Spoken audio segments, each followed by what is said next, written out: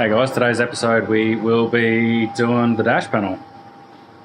Pretty simple, changing the controls from the hand controls and the instrument panel on the quad just over into a plate. So yeah, so.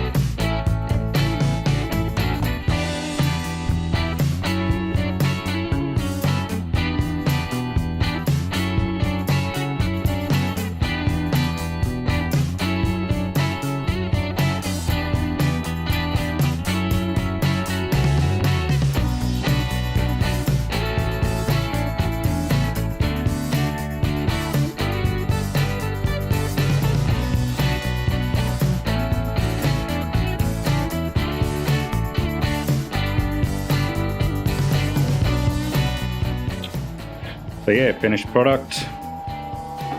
Just cut that to the size of the original dash cluster. Slots in the back there. I'll put some screws or something on the back there to hold it in. The engine start switch, it was on the right hand thumb control. Just change that to an engine start switch. And the ignition, same thing. Just wide in the original ignition after I extended the harness. The shift up, shift down buttons in the left hand thumb control, just change them over to momentary switches. So wide into the back there, shift up, shift down. And I've still got some room here for maybe a 12 volt socket. And I just got to put these ones in yet once I figure out a wiring issue. So that's the 2-wheel drive, 4-wheel drive, and the automatic to electronic shift mode. So put them in down there.